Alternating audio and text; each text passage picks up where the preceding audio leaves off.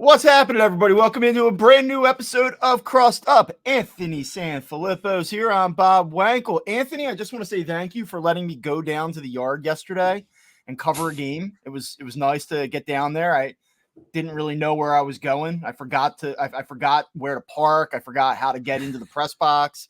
It had been a minute, so it was nice to catch a game at 11:30. I do have Roku though. I would have been able to see it, but it's better to watch it in person. I don't know why. First of all, let me put it this way, Bob. For all the complaining people did this weekend, I understand the Apple TV complaint. Like, you got to pay for that. I don't quite understand the Roku complaint because it's available and it's free and you don't even have to sign up. Like, all you have to do is it's just like, yeah, okay, you got to do one extra click on your TV, but you don't have to, like, unlike Apple, you don't have to sign up to watch the game. Just turn it on and it's there, right? So I don't get the beef there. But I was about to say, all that people had to do was listen into our episode on Friday, and they could have not worried about this weekend. Yeah, right. I mean, we said they were going to go 2 out of 3. The game that was probably the one that they were going to lose was the Taijuan Walker start, and everything would be hunky dory. So yeah, even though you couldn't see it on 2 of the 3 games because you didn't probably have those apps, yeah, we told you what was going to happen. I will say, if you were complaining about Roku yesterday, my dad texted me at 11 a.m. and my dad is 77 years old, mind you, and not the most tech savvy guy by any stretch of the imagination. And he said, "Where's the game at?" And I said, "Roku. Do you know what that is?" He says, "Oh yeah, we have Roku. I got it. Thanks." So if 77-year-old Bob Wankel Sr. was able to figure it out without a lot of aggravation, then you got to check yourself a little bit. Yeah, but I agree. All right. Well, look, it was a good week and a good weekend for the Phillies. I mean, the Padres are a solid team. Diamondbacks have been playing better in the month of June. They've been hitting the ball a little bit. So I think to go 4-2 on a 6-game homestand against those two teams is totally passable, acceptable, whatever word you want to use. And I think that there were some things that we absolutely have to key in on that happened over the weekend. And so let's not even talk yet about the baseball. Let's talk about the transactional. Taijuan Walker Friday night was, how would you say it? Phillies were good this weekend. I want to come on here and be positive. I don't have a nice way of framing it. No, there's no nice way of framing it because it was just another, uninspiring start from him. And he was not good. I mean, he couldn't get his velocity up past like 90 point whatever.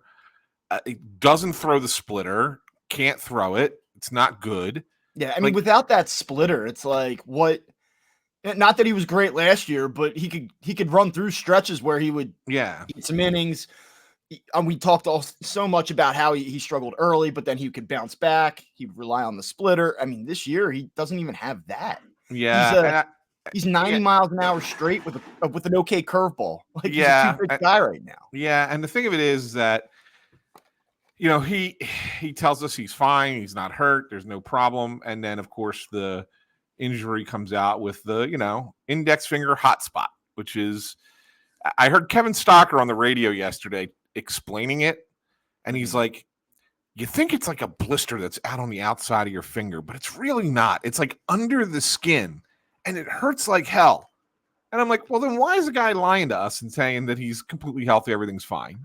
Well, this is what I really wanted to talk about. The way that this was presented. Taijuan Walker says, I'm totally fine.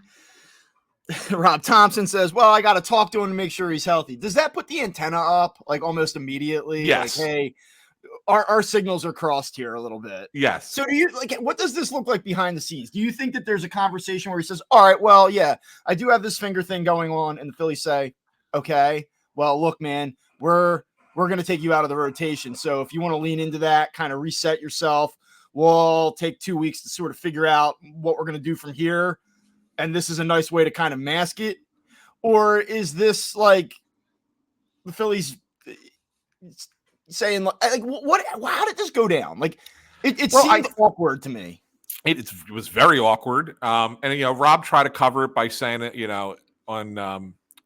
on Saturday when we're in his office, and he says, of course Taijuan's not going to say anything because he's a competitor, right? But that's not how this team operates. Like everything that has been the success of pitchers staying healthy with this organization has been about the transparency about everything and telling your trainers everything. And if you have any kind of issue, you have to let them know and they'll manage their way through it.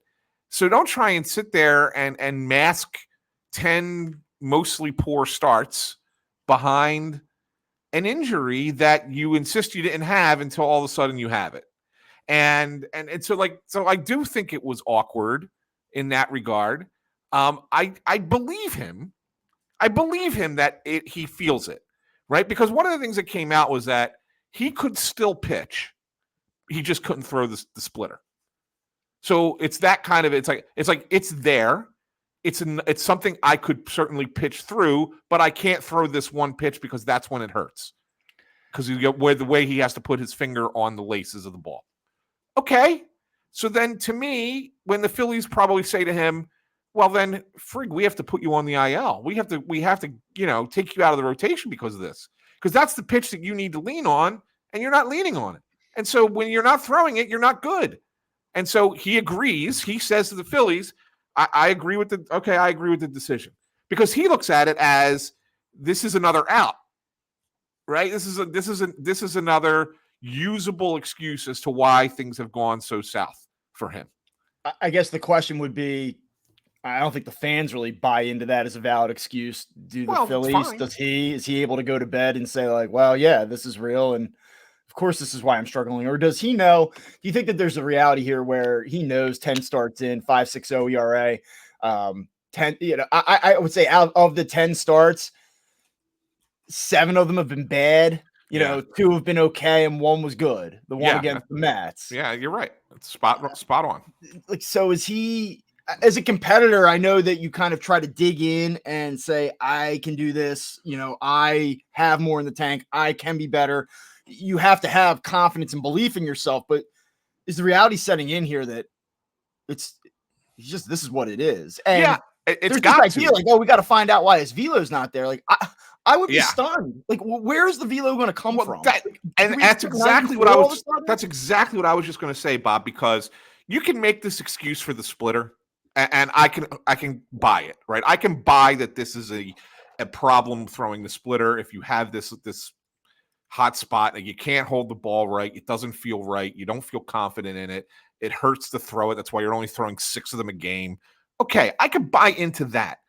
What I don't understand is where the velocity you think is coming from. And Rob says it after the start on Friday night. He goes, I think he's basically trying to generate the velocity. He's trying to get it back to where it needs to be instead of just pitching. Right? It's almost like he's overthrowing. And that's impacting his location. So if you're overthrowing, and I asked Walker about it after the game, and he agreed with Thompson that this is what he's doing. He's trying to generate velocity that's not there. And he said, yeah, I'm doing that, and then he answered, I guess, I forget who wasn't asked the question, but he says, I got to get my shit together. Yeah. But the reality of it is that even if you're overthrowing and trying to generate that velocity, create that velocity, and you're still only getting to 91, you're not going to get it. It's just not going to come back. And so that's what the recognition has to be like, okay, how can we make him a usable pitcher where he's topping out 91, 92 on his fastball? Wow. And if you can't, then you can't use him in the rotation. And that's really what the conversation needs to be. I don't care about the splitter and the finger thing. That is irrelevant to me. It's more about the fact that he can't throw a fastball faster than 90 miles an hour. Yeah, his 4-seam fastball this season averages 91.3 miles per hour. He averaged 90.5 miles per hour on Friday night. It was down 0.8 of a mile per hour. Yeah. The split was down 0.5 mile per hour. Everything was down. I mean, the velocity hasn't been there at all this season to begin with. And then Friday night was a further step backwards. So yeah. When it comes to injury, can I go for that? Maybe. Yeah. Like, I guess. I mean, guys, it's not like he's like gripping 98 to begin with, but when you are at 91.5 and then you're only at 90, it's like, oh boy, Yeah.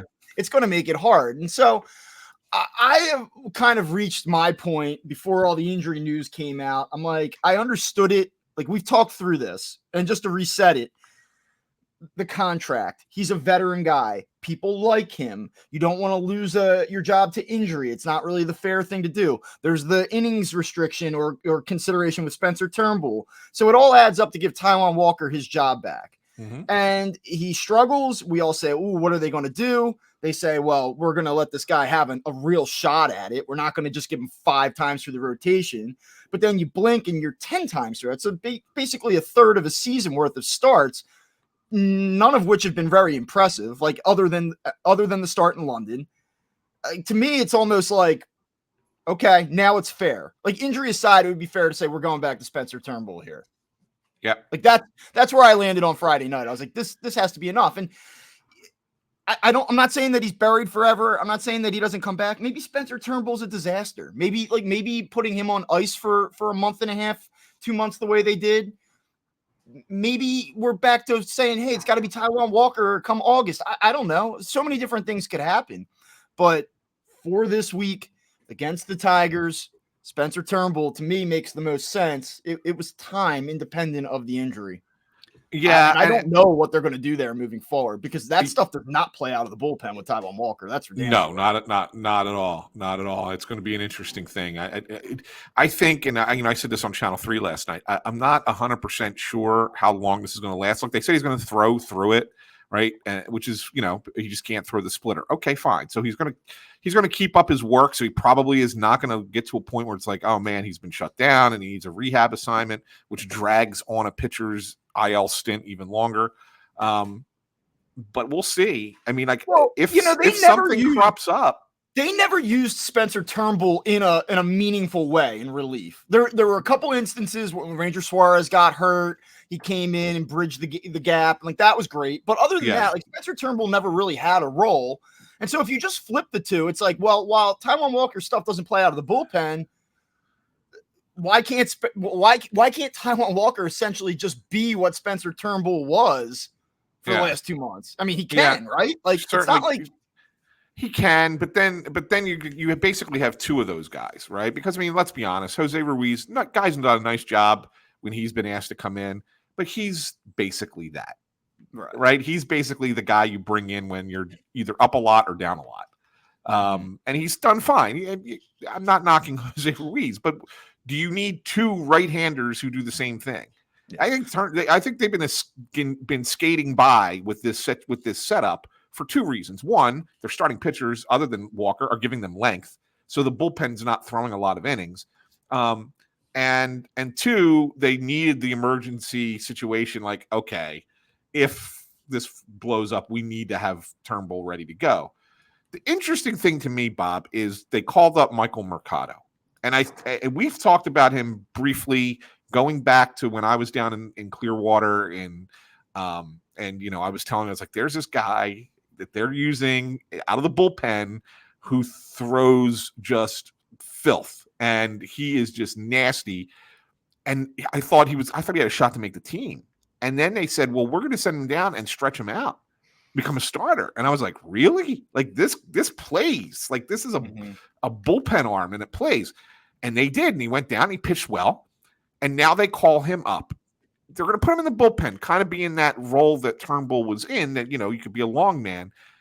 But I do wonder, Bob, if he has some success in whatever action he gets over the next couple of weeks, if this doesn't turn into a similar situation where it's like, okay, we have those 2 guys who can do the same kinds of things, both Turnbull and Mercado, both start or relieve, and there's no place for Taijuan Walker. And they've done it in the past. They've bought out bad contracts when they came up. I mean, you could go back to Adam Eaton in 2008, right? It was a bad contract. I think it was $8 million at that time, but it was a bad contract. They did it with Dombrowski did it with Jeurys Familia. He did it with Didi Gregorius. I mean, they just bought out these in season, like, hey, it just didn't work. And maybe it gets to that point. And if Mercado is not good, then you keep Walker and you put him in the bullpen. Fine. But I think there's a possibility that because of the guy they called up, that this could be the end of Taijuan Walker. That's very interesting. And what does that look like? Is that just DFA, see you later? Is that trade him and absorb 90% of the salary? Like what does that look like? Yeah, it's a good question. I don't know. I don't know. I look at it and I say, all right, if you DFA the guy, no one's going to claim him because you really think there's a chance that he's not on this team like 30 days from now? There's a chance. There's a chance. There's a chance. I think a lot has to happen, right? In the positive, a lot has to go right. Turnbull's got to be good. Mercado's got to be good. Like, let me ask you this: like, nobody else has to get hurt. Like, I mean, there's a lot of things have to there happen. are a lot of ifs. Yeah. Is there any chance that Taijuan Walker becomes the guy that we saw last season? Like the best of Taijuan Walker, his career year is come and gone. That will not happen. What if I offer it to you this way, Bob? Maybe you don't DFA the guy, right? And maybe you don't buy him out or anything along those lines. But considering it's June 24th, if you can stretch this IL stint out for, say, a month, is Taijuan Walker a guy that you can dump that salary onto another team at the trade deadline? So you keep him in the major leagues. You keep him as getting his job. He's still going to get paid. It's just not the right fit for Philadelphia. And you move on. Well, nobody's taking him at 18 a year. No. You probably have to eat some of the money. You probably have to send some cash. You probably have to send some cash off in a trade. Sure. But would a team employ him as a back of the rotation starter at $6 million a year? Like if the Phillies eight, I would bet you 8. I would say 8. Okay. Yeah. I mean, there are teams that don't have high payroll who could use an innings eater guy. It just you make it work. All right. Well, look. I mean, do you eat? I mean, are you comfortable? Are you comfortable eating $20 million to say we screwed this up over the next 2 years? Maybe. Let's talk about the good things. I'm out. I don't. You know what I would like to do? You know what I am more comfortable with? Not talking about Taijuan Walker anymore on this show. You brought him up. I know I did because we have to because there are a lot of different things going on here, and the conversation we just had is important. But oh my God. All right, look, there's a lot of positives that happened. But before we get to those, I will say to you, I sent you a text message, and I mean this. Said if the Phillies lose this game on Friday night, it's not because of Taijuan Walker, who gives up 4 runs in 4 innings. It's because of the offense. Offense let the Phillies down on Friday night. The Phillies should have won that game. They should have swept that team this weekend. Yeah. But it that's baseball, and those things happen. But look, to me, the story of the weekend again was something that I said was overlooked against the Padres earlier in the week, and that was the performance of Cristopher Sanchez. What a week for this guy. 2 starts, 14 innings, 1 earned run, a 4-year contract worth a minimum of, I believe, $22.5 million. Nice little week for Cristopher Sanchez. He was great yesterday. He was great. Brandon Marsh, who I want to talk about, defense, might have actually saved that game for the Phillies very early yesterday. Makes a great play out in the right center alley. Takes away extra bases. Although what happened on the one in left field? Yeah, I know. Well, it's all about situations. It's situational. The game was pretty much locked up at that point. I'm going to choose to focus on the positive because that's the kind of guy that I am. That's fair. There was somebody I was talking to in the press box yesterday and said he made that play in the first inning harder than it needed to be. I'm like, oh, damn. I'm like, we're getting pretty critical here now. Yeah. I'm like, that was a nice play. It was a nice play. I don't have a problem with it. I thought it was a nice play. The best jump, but I'm like, he really tracked that thing kind of all the way and leapt and timed it perfectly and everything. Yeah, but it's a good play. Cristopher Sanchez yesterday probably could go 9 innings. It looked like he could finish the deal, and I was wondering if they were going to let him. The day after the contract signs, the day after the press conference, he's cruising. He only needs 28 pitches to get through the 5th, 6th, and 7th. It felt like he was getting stronger as the game progressed. They pull him after 80, and I think there were a variety of reasons why. Number one, it was 95 degrees yesterday. It was hot. We talked to him after the game, and he had a great quote. He said, the first few innings, I was standing out there thinking to myself, like, I'm going to die here. And he said, but I was able to kind of overcome it and get on a roll. So it was hot. I think they wanted to be careful there. He had thrown 94 pitches in his previous start against the Padres. It's a good pullback spot naturally. And then you don't have Hoffman and Alvarado really worked up a ton lately. So it was a good opportunity to bring those guys in, although things did get dicey for Jeff Hoffman in the 9th inning. I was just so impressed. You know, what I said to you after the start against the Padres was he hasn't had many bad starts this season. I believe 4 earned runs allowed is his season high. He's done it twice, once being against the Red Sox in that recent start a couple weeks ago. And my thing was, he's kind of been on a roll. There's been a ton of momentum behind his game, but what happens when he struggles? What happens when the results aren't good and the doubt creeps into your head a little bit? And then he answers the bell against the Padres and backs it up the day after he gets his contract, where there could be some pressure to kind of go out there and perform, right? Like, hey, now I got to go prove it.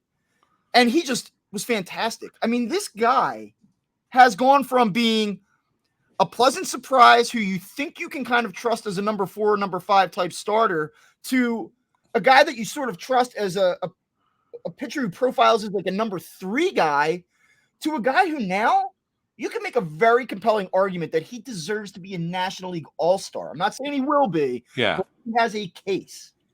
No, I agree. And, the thing, Bob, that's most interesting to me is you pointed it out and said, he has he gets signs the contract and then it's almost like a prove-it game. I look at Cristopher Sanchez and I think of it in the opposite. I think that it's the fact that he got this contract, that he's now, it's life-changing for him and his family and everything else, that it's like almost like a sigh of relief. That it's like, I am no longer fighting for fighting for a job. I'm no longer need to prove myself. I can just go out and be a pitcher. Yeah. And I think that he basically said as much. He said, like, I don't, some guys lie, right? And say, oh, I'm not thinking about that stuff. He said yesterday, he's like, it was just another opportunity to go out and compete and help my team. Yeah. And I believe that. Yeah. Yeah. I think that he's that kind of guy. And so, like, I think that it took a lot of pressure off of him. And that's great. And you're right. He's been sensational. It was interesting. Obviously I'm not down at the ballpark yesterday, so I'm watching it on Roku. And I thought Tom Candiotti made a really interesting comparison. I don't know if you heard this at all. He compared Sanchez's changeup to Fernando Valenzuela's screwball. And I thought, you know what? That's a really good compare because it has the same late drop. And he was showing it at one point where it's like, this pitch, look at it. It looks like it's in the zone. And the swing has already started and the ball is still looking like it's in the zone. And then all of a sudden it just goes right down underneath the bat. And it's like, it's such a deadly pitch. And I'm like, you know what? You give pitchers credit, say, well, they got a really good changeup, whatever, blah, blah, blah. But his does something that most changeups don't really do, and it dives very late. And that's really good. And so when you have that in your arsenal, the fact that he's given up just 1 home run all year, that's another thing that nobody talks about, Bob. He's now made, 15 starts? Yeah, 15 starts. He's allowed 1 home run. The next of all qualified National League starting pitchers, the next fewest home runs allowed is 5. Yeah. 5. And he's allowed 1. I mean, and that's really why he's been so effective. Now, you wonder, like, is this sustainable? Because if you want to say, like, all right, what's the case against it? Because, like, look at the ERA, right? Like, there's 34 qualified National League starting pitchers right now. He's number 2 in ERA. Boom, right? Like, that puts you in the conversation automatically through 15 starts to be an all-star. But when you go and look at it, like batting average against, opponents are hitting 262 against him this season. Of the 34 qualified National League starting pitchers, that's 30th out of 34. His whip is 25th out of 34. So, like, it's not wipeout. It's not like yesterday it was. He only allowed 3 base runners, 3 hits, no walks. But he's not been great at limiting traffic, but he's been great at limiting runs and limiting damage, and he's not getting beat with those 2-3 run homers, and that's been a big part of why he's been successful. Yeah, and that's okay. Like, you can pitch to contact and give up some signals here and there, whatever. He's going to give up some hits, right? But he's not giving up the long ball. He keeps the ball down. And I don't know this, Bob. This is just, I'm going to say something, and maybe I'm speaking out of my ass when I say this, and maybe you have it in front of you. I think he throws more double plays. He does. Him and Logan Webb lead the National League in double plays, 13 apiece. Yeah, like so if you could get a lot of your mistakes erased by keeping the ball down the way he does and keeping the ball on the ground. So yes, he's going to give up hits. But guess what? If you're going to turn double plays, so there's 13 singles that don't count against his whip. I mean, in all honesty, right? Let's think about it from that perspective. So now if you take 13 singles out of his whip, where does his whip go? And so like that's how I look at it and say that, okay, he's going to give up hits, but he's erasing them pretty quickly. So, I just think it's a really, really good pitcher to have in your rotation. And he offers you something else that's different than the other three guys that you have in your rotation. And that's what makes him so unique. Yeah, and he's been pretty efficient with his pitches too. He's averaging about 15 pitches per inning. So, like, remember when the season started, it was like, well, if he gives you 5 and maybe 2 earned, you feel pretty good about it. But, like, the innings were starting to pile up here a little bit for this guy. Yeah. So, I mean, like, he starts, and now you feel like, hey, he's going to give me 6. There's a chance he might give me 7. Yeah. And it's really been just unbelievable to watch, and congratulations to him, obviously. You start to project out this rotation long term now, and you have Nola, you have Wheeler, you have Sanchez locked up. Do you think they end up getting Suarez done, and then it's just tag Painter in, and there's your 5? Is that what this looks like next year? Yeah, I think they will get Suarez. Beyond? I think they will get Suarez done. I'm pretty certain. Kevin Cooney asked Dombrowski about this at the press conference, and Dombrowski gave a non-answer, basically saying we're not going to talk about contract negotiations. I got to imagine that with the season that Suarez is having, the agent's like, we're going to wait till the end and then see what you guys can offer him at that point, because he's got one more year. He's got one more arbitration year. But the reality of it is if he goes out and wins the Cy Young this year, he's going to want more than what you would get in arbitration, right? I mean, if Ranger, let me give you a hypothetical, and then we can digest the weekend. If Ranger Suarez wins the National League Cy Young Award this season, which is now not just like a nice start, like we're at the midway point here, basically. Yeah, it is very possible that Ranger Suarez wins the National League Cy Young Award. If he does, would you give him Aaron Nola's contract? I'd go close to it. Do you think he's going to demand that? I mean, there's only one way to know, and that's if you heard him talk about it privately. Right. But, yeah. No, I don't know. I don't know. I mean, it's hard to demand something when you're not a free agent. Well, he'll hit free agency as a 30-year-old, basically. Like he will be. He'll turn 30 during his first year on that post. That's what I'm saying. Like I think you're probably looking at something a little bit less than Nola. Again, Nola's contract is rooted in the fact that the guy doesn't get hurt. He pitches a ton of innings every year. Mm-hmm. He's so damn reliable in that regard. That's why he got that contract.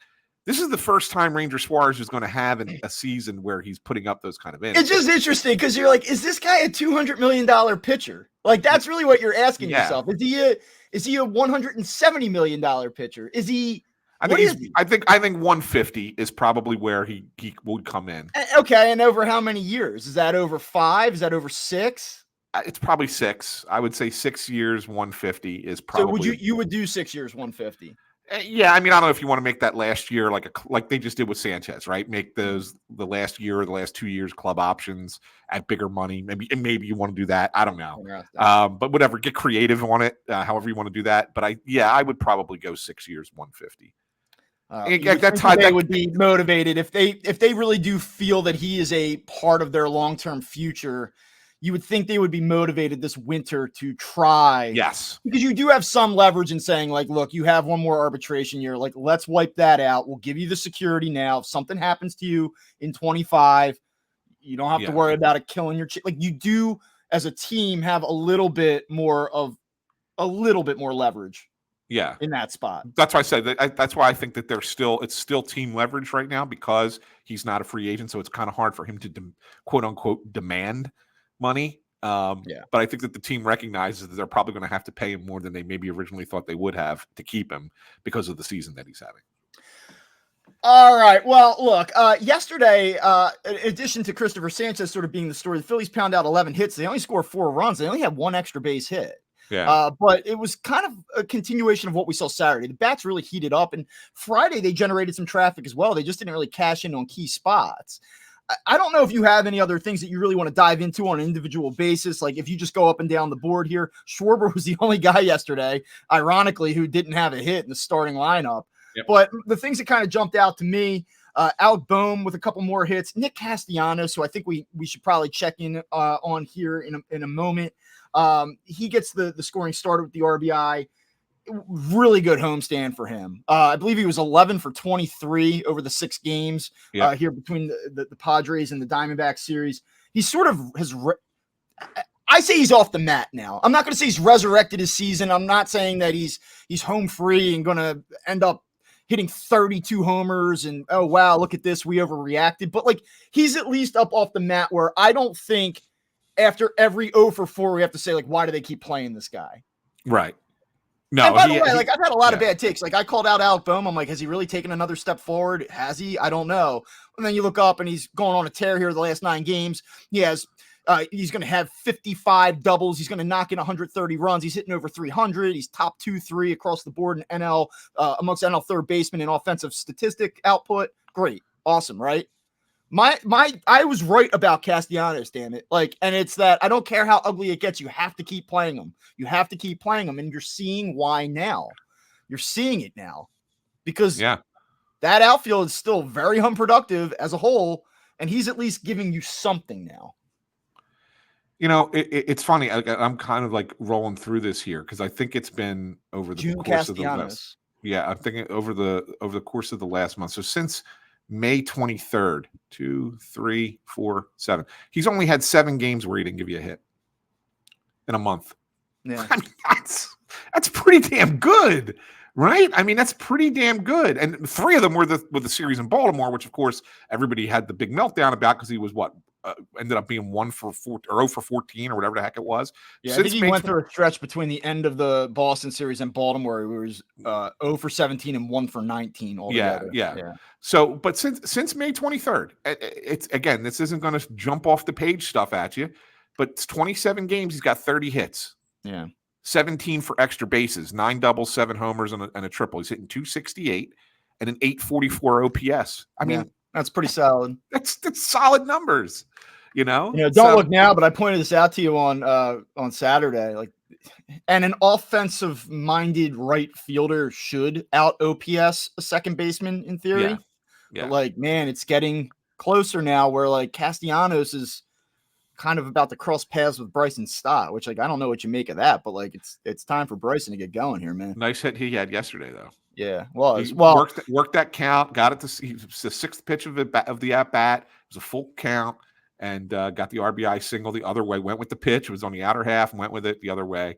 Yeah, I agree. I mean, he definitely needs to be better. But I've been patient with Castellanos. I'm willing to be patient with Stott because I do think his approach has changed this year. I do think he's. I mean, it has. Looking at more pitches and whatever. And he's just got to figure it out. And I think that over the course of time, he will.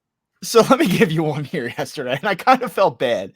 So, like, here's David Dahl, right, who he homers late in the game Saturday. That's good because he had been struggling a little bit. So, like, cool, you feel better about that. You saw my tweet about that, right? Yeah, I did. I did. It's a great story. Here he is now. He gets these 2 hits yesterday, and a big one at that. I mean, he knocks in 2 runs, kind of gives them some breathing room. Yeah. He might have had the biggest at bat of the entire game. Yeah. He comes up, the Phillies trot him out there after the game. They're like, here you go. We're going to give you David Dahl before Cristopher Sanchez is ready to talk to you guys. Yep. He's asked like 4 questions. It's like, what do you think about Cristopher Sanchez? What would you say about how this team is swinging the bat right now? What would you say about this team's resiliency? And then, hey, thanks, man. See you later. And like he goes and sits down. And I'm like, this guy had like the hit of the game, and nobody asked a question about David Dahl, about like, the at bat, about, hey, you went through a struggle and like now you're kind of back contributing a little bit. How's that make you feel? Like none of us, like, I almost like as he was walking away, I wanted to be like, hey, David, nice hit. Like he had to be thinking. He seems like a really nice guy, but he had to be thinking it like, oh man, like nobody asked me a question about me. It was like, that's unique, right? That's funny. It was like one of the questions was, Cristopher Sanchez was really efficient and working fast. How much do you appreciate that on a hot day? Like not hey, how about that hit that kind of helped them win the game? And I'm not being critical of anybody down there. Like I didn't ask the question either because like I rarely do. But I don't know. It was kind of funny to me. I mean, it was kind of nice to see because I always react to what people are saying and how people are digesting the games, and it's like you should have kept up Johan Rojas. David Dahl is useless. Like cool hit in London, but what is this guy really? Why is he up here? So it was sort of nice to see for him. Hey, I'm up here for a reason. Like I can add punch to this lineup. Yeah. Speaking of Johan Rojas, it's probably worth pointing out and this goes to show that the disparity between AAA and the major leagues, to be honest. In 5 games with the Lehigh Valley Iron Pigs, where he's been leading off, by the way, he's hitting 364. Hell yeah. With an opposite field home run. He's 8 for 22. With a double and a home run, only one walk, 5 strikeouts, 937 OPS, 5 games. Lehigh Valley, bring him back. Only one walk, huh? Figured it out. That's good though. I mean, it's good. Hopefully, he's. I have not been. Admittedly, I've not been watching those games, nor have I been, dialed in on any takes of what that really looks like. I mean, yeah. My first reaction is yes, I did see the opposite field home run. Like, are the rest of those hits like barreled up the middle, or was he hitting 4 hoppers to shortstop and beating them out, or like what does it actually look like? I have no idea. Yeah.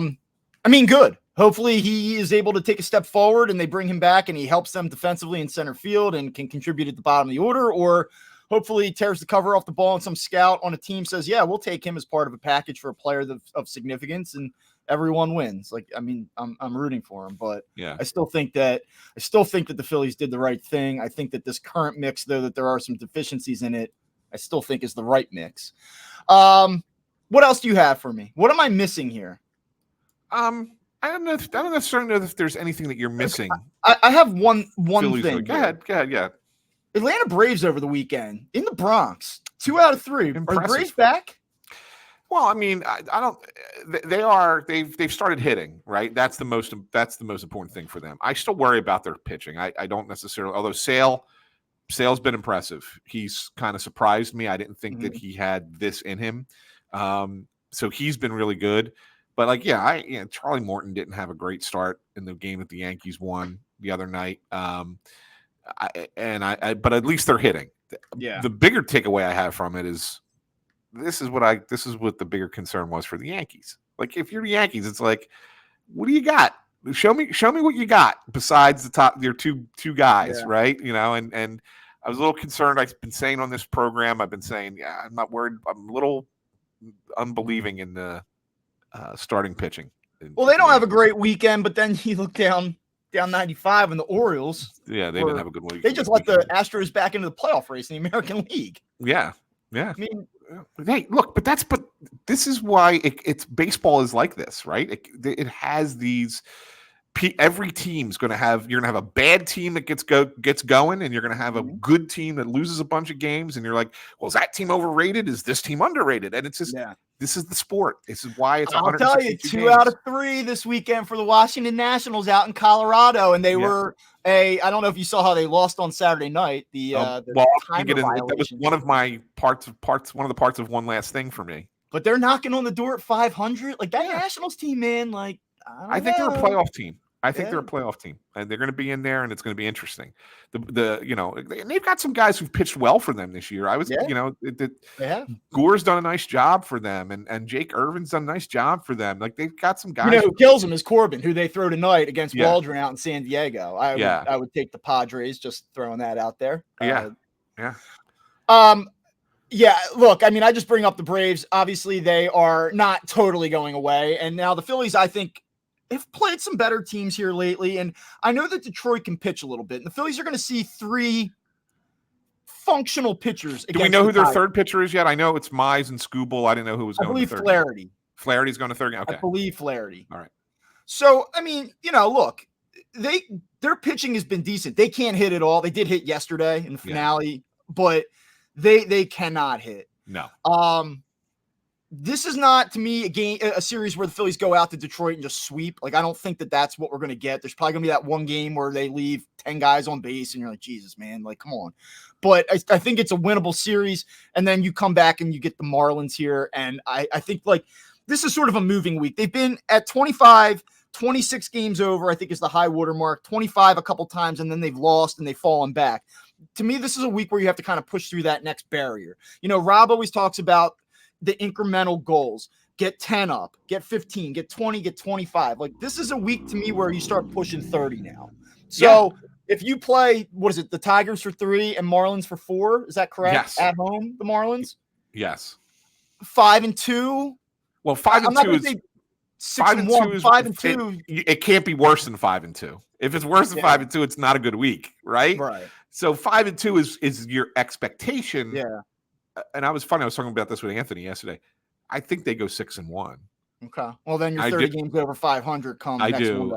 I do. I like they're going to face some tougher pitching in Detroit, but you're right. Like, there is not who in their lineup is any good. Like, really, Riley Green's a nice little player, right? I mean, he's a nice little player, but beyond that, I mean, Veerling is fine, whatever. They don't have anybody.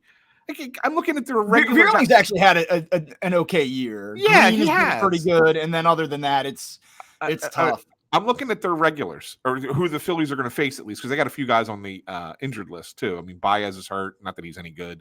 Torkelson got sent down. Parker Meadows got sent down. Like, they got a bunch of guys who are played a lot for them this year who aren't even going to play this week against the Phillies. But like, their catcher's Jake Rogers, he hits 205. Yeah. Colt Keith, who was the guy that they signed to that Scott Kingery contract at the beginning of the season, right? Never played a game in the major league, signed to a big money deal.